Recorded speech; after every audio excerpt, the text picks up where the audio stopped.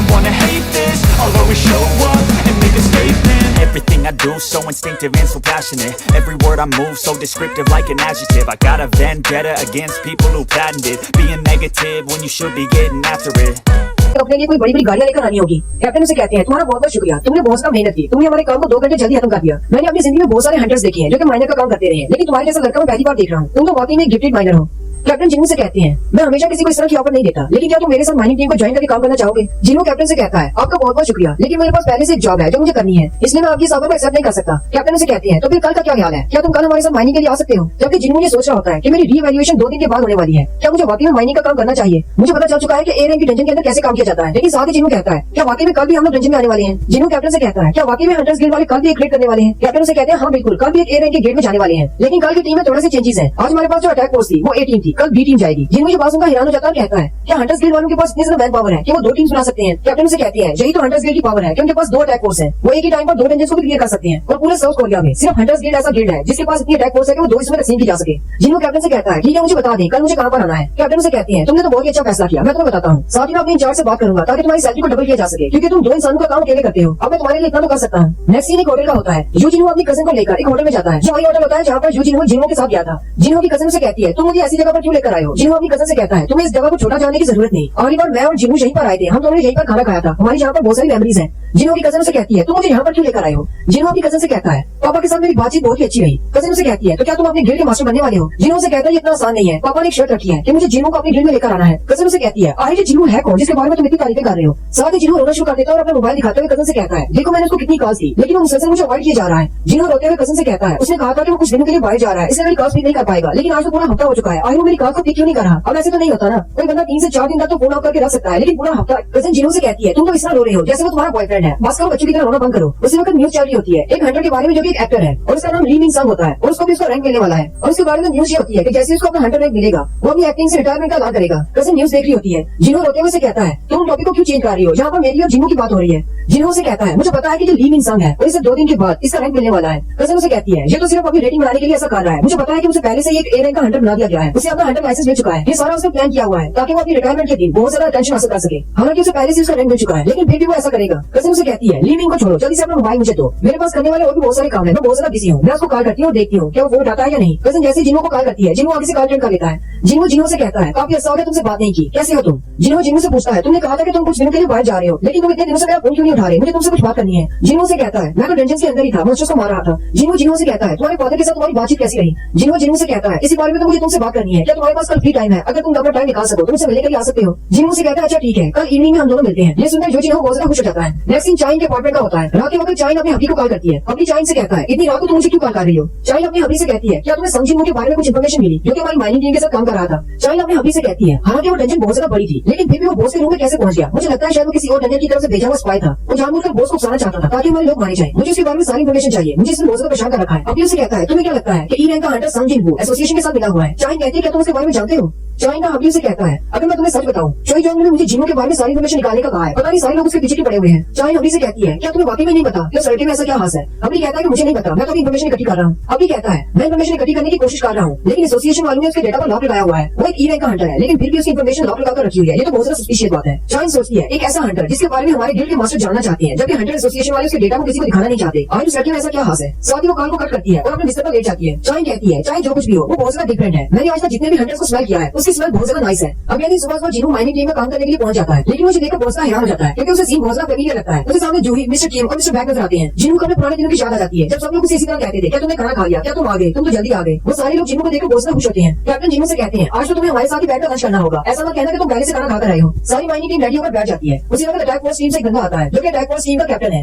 Captain अपनी mining team वालों से कहते हैं क्या तुम्हारे पास कोई एक्स्ट्रा बंदा है? आज हमारे अटैक फोर्स का पोर्टर नहीं आया, क्या तुम अपनी माइनिंग टीम से किसी को हमारे साथ भेज सकते हो? माइनिंग टीम के सारे बंदे ये बात सुनकर हैरान हो जाते हैं और कहते हैं आज अटैक टीम वाले यहाँ पर क्यों आए हैं? आखिर माइनिंग टीम से बैक जाने वाला बंदा क्यों चाहिए? ये कलेक्टिंग टीम वालों के पास क्यों नहीं जाते? वहाँ पर सारे स्ट्रॉन्ग बंदे हैं, ये सीधा हमारे पास क्यों आ गया है? कलेक्टिंग टीम का कैप्टन उनसे कहता है मैं अपनी टीम का कोई बंदा नहीं दूंगा, मेरी टीम के बंदों को बहुत ज्यादा काम करना पड़ता है। मेरे लोग 3 घंटे से मुसलसल काम कर रहे हैं, तुम्हारी टीम के लोग ने 2 घंटे काम पहले खत्म कर लिया, इसलिए तुम अपनी टीम से किसी बंदे को भेजो उनका सामान उठाने के लिए। पास बैग उठाने वाला नहीं होता और वो इनसे आकर कहते हैं कि हमें अपना एक बंदा दे दो जो कि हमारे बैग को उठा सके। कलेक्टिंग टीम वाले मना कर देते हैं और कहते हैं हम अपना कोई भी बंदा नहीं देने वाले, तुम लोग अपना काम जल्दी खत्म कर रहे हो तो तुम लोग अपना एक बंदा दे दो। माइनिंग टीम के कैप्टन कहते हैं जिन्हों की वजह से हम लोग अपने काम को 2 घंटे पहले खत्म कर लेते हैं। अटैक टीम के कैप्टन उनसे कहते हैं क्या तुम में से कोई भी हमारे साथ नहीं आना चाहता। अगर तुम लोग हमारे साथ आते हो तो तुम लोगों को एक्स्ट्रा पैसे दिए जाएंगे, लेकिन अटैक फोर्स के साथ जाकर अपनी जान को जोखिम में डालने के लिए कोई भी तैयार नहीं होता। वो सारे यही सोच रहे होते हैं कि कुछ एक्स्ट्रा पैसों के लिए अपनी जान को खतरे में डालना बिल्कुल भी मुनासिब नहीं। एक कहता है अगर जो मुझे मार मार कर भी साथ ले जाना चाहे तो मैं कभी भी नहीं जाऊंगा। अटैक टीम के कैप्टन का नाम सॉन की मून होता है और मैं इसे की मून कहूंगा। कैप्टन की मून से कहते हैं कैप्टन मेरी बात सुनिए, हम लोग तो बी रैंक की डंजन में भी अपनी मर्जी से ना जाए और तुम हमें एक ए रैंक की डंजन में अपने साथ बैग उठवाकर ले जाना चाहते हो। मुझे नहीं लगता कि हमारी टीम से कोई भी तुम्हारे साथ जाना चाहेगा। हम लोग यहाँ पर सारी लो रैंक के हंटर्स हैं और कोई भी तुम्हारी टीम के साथ नहीं जाएगा। मेरी पूरी माइनिंग टीम में सारे डी रैंक के हंटर्स हैं और इनमें से कुछ तो ई रैंक के हंटर्स भी हैं। अगर वे तुम्हारे साथ गए और किसी मॉन्स्टर ने एक स्क्रैच में लगा दी तो ये लोग तो मारे जाएंगे, क्योंकि ए रैंक की डंजन के मॉन्स्टर बहुत ज्यादा पावरफुल होती है। इसलिए मुझे नहीं लगता कि मेरी टीम से कोई भी तुम्हारे साथ जाना चाहेगा।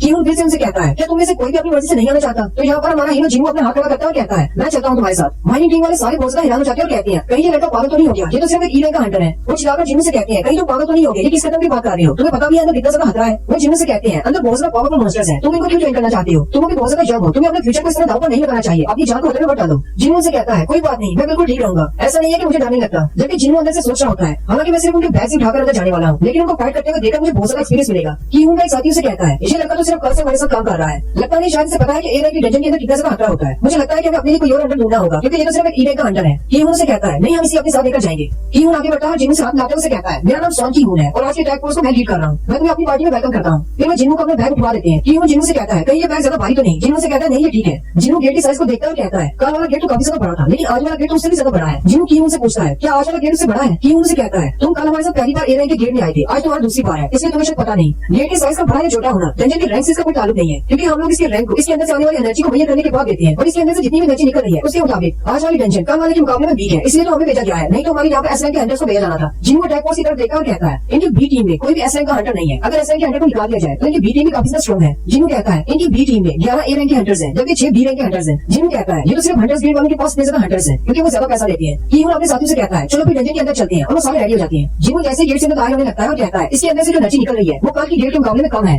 हंटर एसोसिएशन वाले गलत नहीं हो सकते, लेकिन साथ ही जिन्हों कहता है लेकिन मुझे कुछ अजीब सा महसूस हो रहा है, बिल्कुल ऐसा ही महसूस हो रहा है जैसा मैं रेड गेट के अंदर दाखिल होते हुए मुझे महसूस हुआ था। जिन्हों कहता है कहीं मैं बहुत ज्यादा नर्वस तो नहीं हो रहा, मुझे बस रिलैक्स रहना है क्योंकि मैं इस अटैक फोर्स का हिस्सा नहीं हूँ, मैं तो सिर्फ एक पोर्टर हूँ, मुझे इनका सामान उठाना है। और फिर जिन्हों डंजन के अंदर चला जाता है उसके पास विंडो ओपन होती है, उसे कहा जाता है तुम एक डंजन के अंदर चले गए हो। फिर उनकी सारी टीम डंजन के अंदर चली जाती है। उसी वक्त एक लड़की जिन्हों के पास आती है, उसे कहती है तुम्हें नर्वस होने की जरूरत नहीं, कीहून बहुत ही अच्छा लीडर है, सिर्फ हमारा कैप्टन नहीं बल्कि हमारी पूरी टीम बहुत ही अच्छी हंटर है, तुम्हें डरने की जरूरत नहीं। जिन्हों लड़की की तरफ देखकर कहता है मुझे लगता है शायद एक ए रैंक की हीलर है, मिस जूही जैसे कि बी रैंक की हीलर है, अगर वो भी अपने ड्रामा की वजह से रिटायर ना होती तो आज किसी ए रैंक की डंजन में काम कर रही होती। वो लड़की जिन्हों से कहती है हमारी अटैक पर सारे मॉन्स्टर्स का सामना करेगी, अगर तुम फॉर्मेशन के अंदर रहती हो तो कोई भी मॉन्स्टर तुम्हारे तक नहीं पहुंचेगा और तुम्हें कोई भी नुकसान नहीं होगा। हमारे हंटर्स गिल्ड का एक मोटो है, मैं तुम्हें बताती हूँ, अगर हमारे मैजिशियंस पर मॉन्स्टर अटैक करते हैं तो इसका मतलब हमारे टैंकर्स वीक है, और अगर हमारे हीलर्स पर मॉन्स्टर अटैक करते हैं तो इसका मतलब हमारी अटैक फोर्स बहुत ज्यादा वीक है, और अगर हमारे पोर्टल यानी सामान उठाने वाले पर अटैक किया जाता है तो इसका मतलब हमारा हंटर गिल्ड रिस्पॉन्सिबल है। इसलिए तुम्हें घबराने की जरूरत नहीं, जब तक हमारी अटैक फोर्स सलामत है और फेल नहीं होती तब तक तुम्हें कोई भी मॉन्स्टर छू नहीं पाएगा, क्योंकि जब तक हमारी अटैक फोर्स मुकम्मल तौर पर खत्म नहीं हो जाती तब तक कोई भी मॉन्स्टर तुम्हारे तक पहुंचने नहीं देंगे। कीहून कहता है आज मैं पहली बार बी टीम को लीड कर रहा हूँ और अगर मैंने अपनी लीड में इस डंजन को क्लियर कर लिया तो इसके बाद एसोसिएशन वाले मुझे बी टीम का ऑफिशियल लीडर बना देंगे। कीहून कहता है मैं तो ग्रेड मास्टर हूँ, ना ही वाइस ग्रेड मास्टर हूँ, लेकिन फिर भी मैं ए रैंक के हंटर्स में सबसे बेस्ट हूँ, मैं ये कर सकता हूँ। उसी वक्त पूरी अटैक फोर्स को कुछ महसूस होता है कि सामने से मॉन्स्टर्स आ रहे हैं, वो सारे अपने आप रेडी हो जाते हैं। जिन्होंने ये देखकर हैरान हो जाता है और कहता है इन सबको किसी ने इंस्ट्रक्शन भी नहीं दिए, ये अपने आप ही फाइट के लिए रेडी हो गए, ये तो बहुत ज्यादा इंप्रेसिव है। लेकिन साथ ही वो सामने से आने वाले मॉन्स्टर्स को देखकर हैरान हो जाते हैं क्योंकि वो डंजन के जैकल्स होते हैं, वो सारे लोगों का सामना करने के लिए रेडी हो जाते हैं, लेकिन वो हैरान इस बात पर होते हैं क्योंकि डंजन जैकल बहुत ज्यादा वीक मॉन्स्टर्स हैं। डंजन जैकल ए रैंक की डंजन के अंदर नहीं होते, ए रैंक की अटैक फोर्स के सामने डंजन जैकल्स तो बिल्कुल छोटे मॉन्स्टर्स की तरह हैं जिन्हें बहुत ही आसानी से मार देते हैं। कीहून में ये देखकर परेशान हो जाता है और कहता है अरे डंजन जैकल्स ए रैंक की डंजन में क्या कर रहे हैं? जिन्हों सेठी से पूछता है क्या कोई मसला है? डंजन जैकल्स यहाँ पर नहीं हो सकते। वो लड़की से कहती है हो तो सकते हैं, लेकिन ये एक सी रैंक के मॉन्स्टर्स हैं, इसलिए इनको ए रैंक की डंजन में नहीं होना चाहिए था, क्योंकि ए रैंक की डंजन के मॉन्स्टर्स बहुत ज्यादा पावरफुल होते हैं, वो इन सबको मार देंगे क्योंकि इनसे ज्यादा स्ट्रॉन्गर मॉन्स्टर्स इनको खा जाते हैं। और यहाँ पर ए रैंक की डंजन में है, इसका मतलब इस डंजन में कुछ तो गलत है। डंजन जैकल्स अगर ग्रुप्स में मिलकर भी ए रैंक के मॉन्स्टर्स को हंट करने की कोशिश करेंगे तो नहीं कर पाएंगे, ये मारे जाएंगे। फिर ये यहाँ पर क्या कर रहे हैं? उसी वक्त जिन्हों एक मरे हुए डंजन जैकल के पास बैठ जाता है और कहता है इसके गले में तो रस्सी का निशान है, इसका मतलब किसी का पालतू है, मुझे लगता है कि किसी ने जैकल्स को पाल रखा है। कीहून कहता है इसका मतलब किसी मॉन्स्टर ने इनको यहाँ पर रखा हुआ था, बिल्कुल अपनी शिकारी कुत्तों की तरह, ताकि वो इनसे शिकार करवा सके। जिन्हों कहता है क्या डंजन में वाकई में इतने ज्यादा इंटेलिजेंट मॉन्स्टर्स हो सकते हैं जो दूसरे मॉन्स्टर्स को कंट्रोल कर सकते हैं और उन्हें अटैक करने के लिए हमारे पास भेज सकते हैं? अगर वाकई में इस तरह का कोई मॉन्स्टर डंजन में है तो हम लोग उसका मुकाबला नहीं कर पाएंगे। और उसी वक्त अंधेरे में से कुछ मॉन्स्टर्स निकलना शुरू हो जाते हैं। जिन्हों कहता है इनके बहुत सारे हैं, लेकिन मॉन्स्टर्स को देखकर कीहून बहुत ज्यादा घबरा जाता है। न सिर्फ कीहून बल्कि उसकी सारी की सारी अटैक फोर्स बहुत ज्यादा घबरा जाती है, क्योंकि सामने से जो मॉन्स्टर्स निकलते हैं वो हाई रैंक के ऑर्क्स होते हैं और वो कोई एक दो नहीं बल्कि बहुत सारे होते हैं। उनमें से एक और चिल्लाता है और अपने भाले को बड़ी पावर के साथ उनकी तरफ फेंकता है। कीहून जल्दी से अपनी शेर को सामने की तरफ करता है, वो भाला उस शेर के साथ टकराते हुए दूर जाकर डंजन की दीवार के साथ लगता है, जिससे दीवार का वो हिस्सा टूट जाता है। कीहून अपनी शेर की तरफ देखता है तो कीहून की शेर भी टूट जाती है। कीहून अभी अपनी टूटी हुई शेर की तरफ भी देख रहा होता है कि एक और आगे बढ़ता है और कीहून पर अपने बड़े से प्रहारी से अटैक करता है और साथ ही बाकी के ऑप्शन पर हमला करना शुरू कर देते हैं। कीहून अपने साथियों से कहता है ये लोग हमारी मेजिस के पीछे हैं, यानी कि मैजिकल यूजर्स के पीछे हैं। कीहून के मेजिस उसे कहते हैं तुम्हें टेंशन लेने की जरूरत नहीं, हम लोग इतने भी ज्यादा वीक नहीं, और अपनी मैजिकल पावर्स को इस्तेमाल करते हुए उन ऑर्क्स का सामना करते हैं। उनमें से एक मेज अपनी फायर पावर को इस्तेमाल करते हुए एक हाई ऑर्क पर अटैक करता है, लेकिन उसका अटैक बिल्कुल बेकार जाता है। वो हाई ऑर्क उसके अटैक से ज्यादा इफेक्टिव नहीं होता। था और आगे बढ़कर उसका अटैक करने लगता है। उसी वक्त दूसरी मैजिशियन लड़की आगे बढ़ती है और उसे अपने मैजिकल स्पेल से बाइंड करती है और कहती है इसकी मैजिक रेजिस्टेंस बहुत ज्यादा है, मैं इसे सिर्फ 5 सेकंड तक ही रोक सकूंगी। उसी वक्त तीसरा मैजिशियन आगे बढ़ता है और कहता है 5 सेकंड काफी है। वो एक बड़ी सी फॉर्मेशन ओपन करता है और अपने पास एक क्रीचर को समन करता है। वो मेज कहता है मैं सिर्फ 2 ही क्रीचर को बुला सकता हूँ, इनमें से सिंगल क्रीचर के पास ए रैंक की पावर है। वो क्रीचर एक नाइट की तरह का होता है जिसके पास एक वेपन नहीं होता है। वो आगे बढ़कर उस ऑफ को अटैक करता है। वो मेज कहता है मैं अपने सभी मैजिक को इस्तेमाल करने के बाद कोई भी दूसरी मैजिकल पावर इस्तेमाल नहीं कर सकता, ये तो मेरा ट्रम्प कार्ड है। अगर ऑक्स ने मेरे इस क्रीचर को भी हरा दिया तो मेरी माना की पावर कंज्यूम हो जाएगी और मैं दोबारा कुछ भी नहीं कर पाऊंगा। उनमें से एक ऑक्स आगे बढ़ता है और एक टैंक के बॉस पर अटैक करता है जिसे वो बॉस का जख्मी हो जाता है। उसी वक्त एक हीलर आगे बढ़ता है, उसे हील करना शुरू कर देता है। वो हीलर बाकी सबसे कहता है टैंकर्स क्या कर रहे हैं, जल्दी से प्रोटेक्ट करो। टैंकर्स उसे कहते हैं हमारे अटैक्स बिल्कुल भी काम नहीं कर रहे, हमारे अटैक्स बाउंस बैक हो रहे हैं और वो ऑक्स उन टैंकर्स को बड़ी बुरी तरह पीट रहे होते हैं। कीहून उनसे कहता है हमारे नंबर्स इनसे कम है, जल्दी से 3-3 के ग्रुप्स में हो जाओ, हम इनका सामना ऐसे नहीं कर पाएंगे। कीहून कहता है हमें ये बात अच्छी तरह से पता है कि ये ए रैंक की डंजन है लेकिन इसके अंदर हाई ऑक्स का सामना होगा, हमें ये बात नहीं पता थी। जब एसोसिएशन वालों ने इस डंजन की मैजिकल एनर्जी को मुहैया किया था तब इसके अंदर इतनी ज्यादा मैजिकल पावर नहीं थी। हाई ऑक्स में आम ऑक्स नहीं है, ये तो ऑक्स की स्पीशीज की सबसे हाईएस्ट ऑक्स रेंज है। एक सिंगल हाई ऑक एक ए रैंक के हंटर के बराबर है और यहाँ पर तो पूरे 20 हाई ऑक्स है। साथ ही वो हंटर कहता है नहीं, यहाँ पर टोटल 22 हाई ऑक्स है जबकि हमारे पास सिर्फ 17 लोग हैं। हमारे पास सिर्फ नंबर से कम नहीं है बल्कि हमारे पास कुछ बी रैंक के हंटर्स हैं जो कि इन हाई ऑक्स का मुकाबला नहीं कर सकते। हालांकि हमारे ए रैंक के हंटर्स इन हाई ऑक्स से ज्यादा पावरफुल है, लेकिन अगर हमारे बी रैंक के मेजिस और बी रैंक के हीलर्स पहले मारे जाते हैं तो हमें बहुत सा नुकसान होगा। उसी वक्त एक और पीछे से आता है और अपने बड़े से कुल्हाड़े से उसी हंटर का एक बाजू काट देता है। वो हंटर कहता है हम लोग इनका मुकाबला नहीं कर सकते, आज हम लोग शहीद बनने वाले हैं। और शहीद हमारी अच्छी है। ए लेवल के हीलर्स की मैजिकल पावर इतनी ज्यादा होती है कि वो उसके बाजू को मुकम्मल तौर पर रीजनरेट कर देती है, लेकिन वो जिसमें उसका बाजू काटा होता है वो अभी उनके सर पर खड़ा होता है। वो हीलर भी बहुत ज्यादा घबरा जाती है। जैसे ही वो और को दोनों पर अटैक करने लगता है उसी वक्त दिखाते हैं जिन्होंने अपना बैग उतारकर दीवार के साथ रख लिया होता है और साथ ही जिन्होंने अपने स्टैंड मूव में चला जाता है। जिन्होंने आगे बढ़ता है और उस और को गले से पकड़ लेता है और साथ ही उसको मार देता है। वो हीलर बहुत हैरान हो जाती है और कहती है अचानक इसको क्या हुआ, ये और अपने आप कैसे मर गया, क्योंकि जिन्होंने स्टैंड मूव में है इसलिए उसको नजर नहीं आ रहा होता। साथ ही बाकी सारे हंटर भी हैरान हो जाते हैं क्योंकि पहले जो उनका सामना नहीं कर पा रहे होते वो सारी ऑक्स को मारना शुरू कर देती है क्योंकि जिन्होंने अपने स्टैंड मूव में ही उन सारे ऑक्स को कमजोर करना चाह रहा होता है और अपने डैगर से अटैक कर रहा होता है, जिसकी वजह से वो ऑक्स काफी ज्यादा कमजोर हो जाती है। कि उनकी पूरी टीम देखकर हैरान हो जाती है और कहती है ये ऑक्स आसानी से मरते जा रहे हैं। जिन्हों कभी किसी और के पावर पर अटैक करता है, कभी किसी की बॉडी पर अटैक करता है और कभी किसी की बाजू पर, जिससे उनके अटैक और डिफेंस कमजोर होते जाते हैं। जिन्हों कहता है मैंने सारे ऑक्स को कमजोर कर दिया है, वो भी बिना किसी की नजर में आए। जिन्हों कहता है इनमें से कुछ ने तो मुझे देख भी लिया है, हालांकि मैं स्टैंड मूव में हूँ। उनमें से 2 ऑक्स ने जिन्हों को देख लिया होता है। जिन्हों जल्दी से उनकी तरफ आगे बढ़ता है। जिन्हों में से एक ऑक्स गर्दन के नीचे अपना ब्लेड मारता है, उसे कहता है अगर तुमने मुझे यहाँ पर ढूंढ लिया तो बाकी सबको पता चल जाएगा कि मैं यहाँ पर अपना स्टैंड मूव इस्तेमाल कर रहा हूँ। उसी वक्त हंटर लड़की आगे बढ़ती है और उसी ऑक को पंच मारती है और कहती है मैंने इस हंटर को मार दिया, जबकि जिन्हों पीछे हो जाता है। जिन्हों अपने हाथ की तरफ देखकर कहता है उसका ब्लड मेरे हाथ पर भी लग गया। जिन्हों कहता है यहाँ पर जितने भी हंटर्स हैं वो सारे हंटर गिल्ड से हैं और सारे काफी ज्यादा काबिल हैं और बहुत ज्यादा स्ट्रॉन्ग भी है। मुझे इनकी काबिलियत पर शक नहीं है, लेकिन हाई ऑक्स बहुत ज्यादा पावरफुल मॉन्स्टर्स हैं, इसलिए इनको लाइफ भी नहीं लेना चाहिए। वो हीलर लड़की थोड़ी देर पहले मर गई थी, अगर मैं उसे नहीं बचाता मुझे कुछ तो करना था बिना किसी और को मारे ही। सिर्फ उनको जख्मी करने वाली जिन्हों से कहा जाता है कि तुमने लेवल अप कर लिया है। जिन्हों कहता है ये तो बहुत ही अच्छी बात है, मैं अपने स्टैंड मोड में रहकर सिर्फ इनकी हेल्प करके भी लेवल अप हो सकता हूँ। अगर मैं सारे ऑक्स को अपने हाथों से मारता तो शायद मुझे एक और लेवल अप मिल जाता, लेकिन क्योंकि हंटर गिल्ड ने बहुत ज्यादा पैसा खर्च किया है इस डंजन को खरीदने के लिए तो मैं कुछ भी नहीं कर सकता। ये डंजन हंटर गिल्ड वालों की है, मैं बस चुपकर उनकी मदद कर सकता हूँ और कुछ नहीं। सारे 22 ऑक्स को मारने के बाद अटैक फोर्स के मेंबर कहते हैं क्या हमने जीत ली, क्या हमने ये फाइट जीत ली, हमने सबको मार डाला। टीम अपने साथियों से कहता है क्या कोई जमीन तो नहीं है जब तक तुम्हारी सांस चल रही है, हमारे एरिया के हीलर्स में हील कर सकते हैं। जिन्हों जल्दी से फिर से अपना बैग उठा लेता है, उनके सेंटर में आकर खड़ा हो जाता है। वो सारे बातें कर रहे होते हैं कि हमें तो यकीन नहीं हो रहा कि हमारा समय हाई ऑक्स के साथ हुआ है, जबकि वहीं पर एक मेज लड़की खड़ी होती है। वो जिन्हों की तरफ देख रही होती है और कहती है शायद इस लड़की को लगता है शायद नेचुरल यूजर्स बेवकूफ है जो इसके स्टाइल मोड को नोटिस नहीं कर पाए। उसी वक्त वो हीलर लड़की आगे बढ़ती है और कीमू से कहती है मुझे तुमसे कुछ कहना है। थोड़ी देर पहले जब हम लोग ऑक्स के साथ फाइट कर रहे थे मैंने कुछ अजीब महसूस किया, एक और को किसी ने गले से पकड़कर ऊपर उठा दिया और साथ ही उसे मार डाला। एक और अपने आप ऐसे कैसे मर सकता है। कीमू से कहता है तुम्हें क्या लगता है किसी ने मैजिक का इस्तेमाल किया होगा, जो हमें नजर नहीं आया। कीमू ने लड़की से कहता है जीना कहते तुमने किया है। जीना उसे कहती है नहीं मैं ऐसा नहीं कर सकती, मेरे पास ऐसे कोई स्किल्स नहीं है। जीना उसे कहती है मैं तो अपने टेलीकिनेसिस मैजिक के साथ सिर्फ उनको रोक सकती हूँ 5 सेकंड के लिए। हमारी टीम में ऐसा कोई भी मैजिक यूजर नहीं है जो कि कर्स मैजिक को इस्तेमाल कर सकता हो और ना ही हमारी अटैक फोर्स में कोई असैसिन है क्योंकि हमारे पास सारी अटैक टाइप है। वही चश्मे वाली मैजिक यूजर उसे कहती है वो बिल्कुल ठीक कह रही है, अगर किसी ने कुछ किया है तो वो बाहर से किया होगा, हमारी टीम में कोई भी बंदा ऐसा नहीं है। वो लड़की जिन्हों की तरफ देख रही होती है और कहती है मुझे लगता है इसके पास अपनी कोई वजह होगी अपनी पावर्स को छुपाने की, क्या मुझे सबको इसके बारे में बता देना चाहिए।